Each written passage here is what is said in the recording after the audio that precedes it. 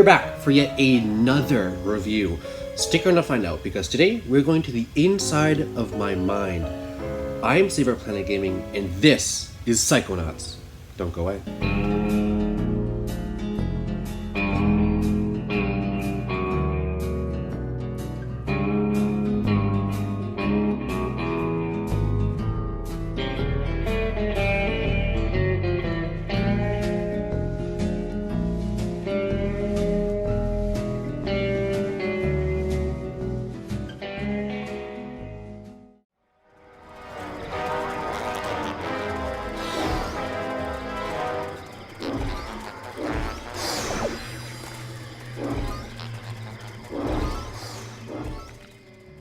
If you didn't grow up in the Nintendo 64 to GameCube era, you wouldn't believe me if I told you that open world games didn't really exist back then, and it was platformers that ruled the trade, which is ironically exactly opposite to today's time. One of the early 2000s platformer games that had success was 2005's Psychonauts.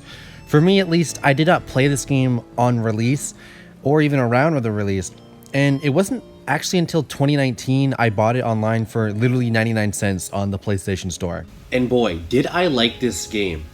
For the most part. Straight from the opening cutscene, you really get a sense of how different this game really is and this kind of style it's shooting for. And it's just such a great opening cutscene, it sets the floor for the rest of the game. Town pile of dreams. But I'll tell you what it really is. It is the ultimate battlefield. And the ultimate weapon. The wars of this modern age, the psychic age, are all fought somewhere between these damp, curvaceous undulations. From this day forward, you are all psychic soldiers, paranormal paratroopers, mental marines who are about to ship out on the adventure of their lives. This is our beachhead, and this is your landing craft. You shall engage the enemy in his own mentality. You shall chase his dreams. You shall fight his demons. You shall live his nightmares. And those of you who fight well, you will find yourselves on the path to becoming international secret agents. In other words, Psychonauts! The rest of you will die!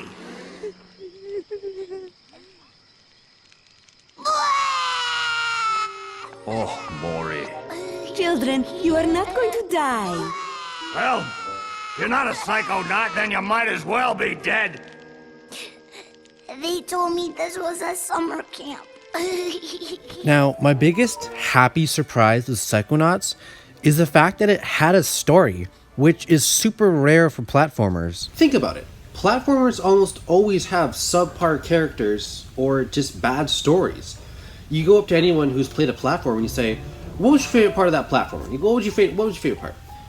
They would never say, oh, I love it for the story. I mean, like, I love platformers for the story. I love the in-depth characters. You just never see people say that. I love platformers because it's a gamer's game. Platformers don't get you to play them for their in-depth gameplay or interesting characters. Sure, there might be exceptions, but for the most part, platformers pull you in by exploring different intricate levels and collecting items. Psychonauts really hits this nail on the head. As much as the gameplay is fun and chill, I found that I actually really like the characters, which sucks because 30% through the game, you don't talk to 80% of them for the rest of the game. You see, you end up crossing the island at one point, and there's literally no point to you going back, and everyone got kidnapped anyways, so you can't really do dialogue with anyone, which sucks because I absolutely loved the dialogue in this game. It came across just so witty and pleasant. I mean, it was just so good to watch. Way to make us look bad in there. You are in trouble now. Bobby Zilch ain't happy. You better watch yourself, Gogglelicious. What's that, hair boy? You want a piece of me? Hey, Brainiacs, settle down. Why? You worried I'm gonna hurt your boyfriend? No, Because Sasha 9 is standing right behind you. Your performance, young cadet, was outstanding. I'd like you to report to my lab for some advanced training.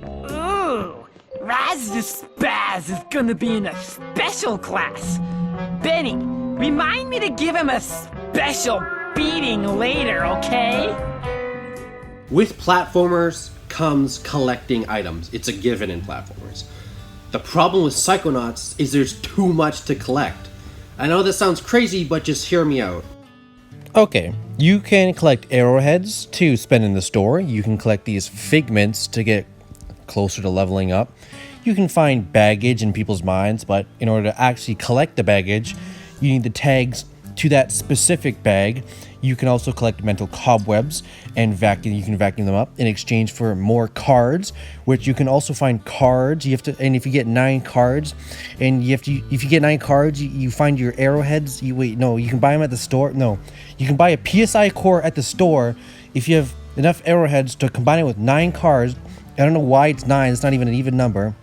And then you get it's literally it's like this the whole game.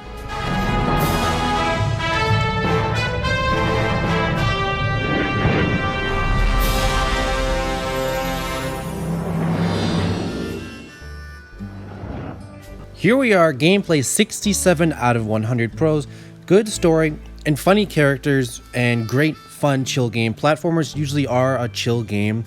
They're one of my favorite genres of all time. There's nothing to complain there. Cons, too much to collect in this game. It's so confusing. It's literally, I think once you get a couple hours and you get the handle of it, but it's so, and why is it 9? Why do you have to collect 9 cards to level up ones? Who made that decision? I'm not sure, but moving on, 2 categories left. Let's go straight into the game's presentation.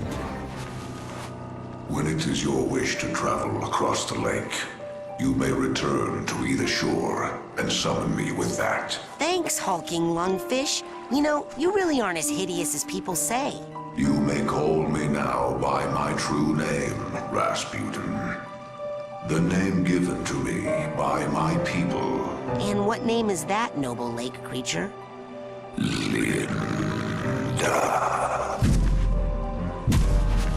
What a magical lady. So presentation for Psychonauts is weird, but in a weird, like, good way, kind of like Total Drama Island was. It looks like everyone was just slammed into a slap shop. They all have weird features, and it was pretty damn cool, and even better, unique design. Along with the characters came the comedy through their voiceovers.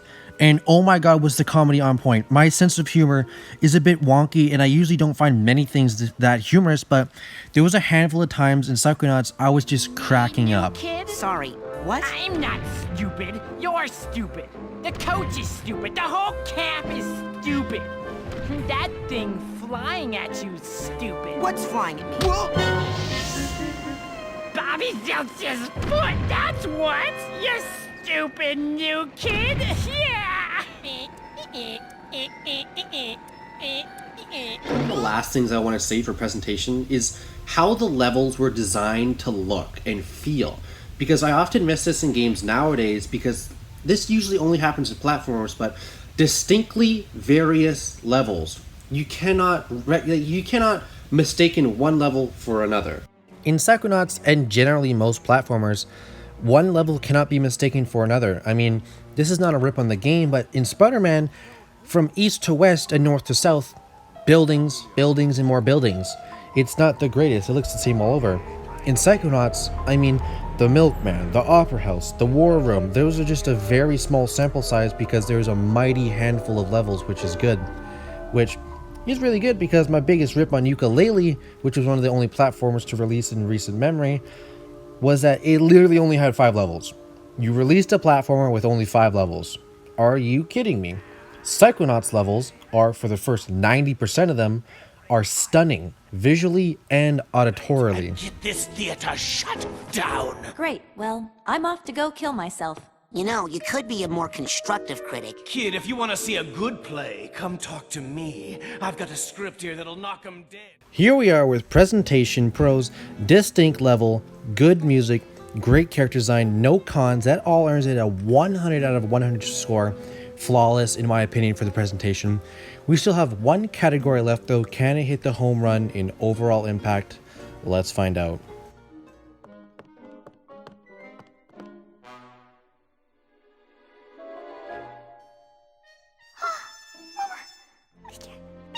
Mr. Pookeylooop!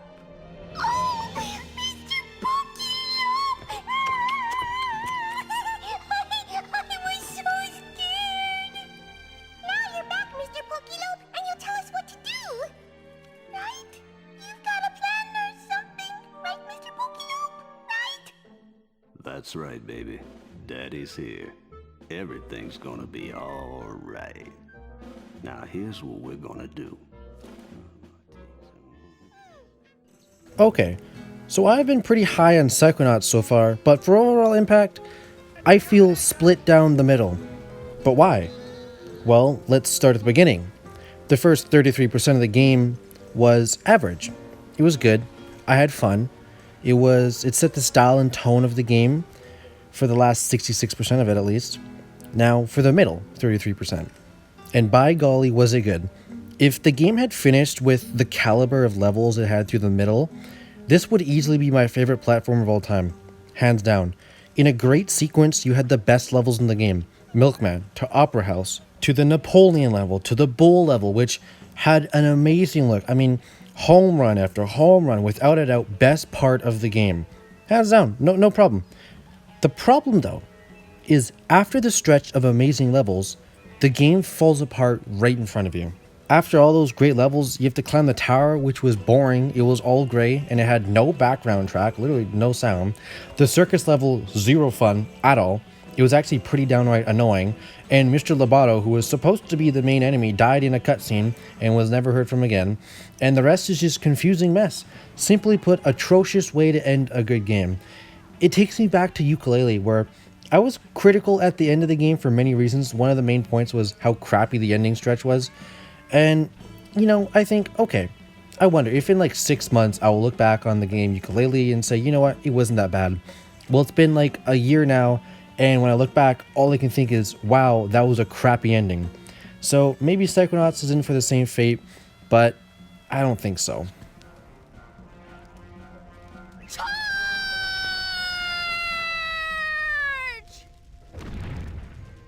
Here we are with a solid 50 out of 100. Pros, unbelievable stretch of amazing level. I'm like, bang, bang. It was unbelievable. Like, that was the funnest I've ever had in a platformer almost.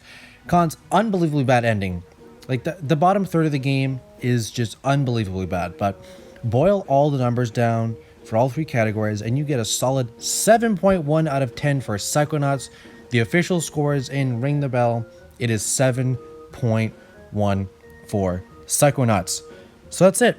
A semi-cult classic platformer game released 14 years ago in 2005, I feel still holds up pretty well in today's gaming. Platformers are almost going extinct. So here's to hoping that Psychonauts 2 can push the envelope. I'm your host, Save Our Planet Gaming. Hope you enjoyed this review. Children and Peace. stealing their brains to make weapons. Yes! Isn't that great? What? How is that great? Because this is an honest-to-goodness psychic emergency! And Sasha's not here. He left on some official Psychonauts business. Mia left a note saying the same thing! Lily, a deranged madman is building an army of psychic death tanks to take over the world, and there's no one who can stop him, except for you and me! Oh my god! Let's make out! What? Sorry, I'm just so excited. Thanks for sticking around till the end. Make sure to like, comment, subscribe. Do all that stuff if you want. Also, Patreon links in the description if you want to support the channel. 50% of the proceeds go directly to charities for the environment. Really good cause. Support my channel. I'll appreciate it. Anyways, hope you enjoyed the video. Peace.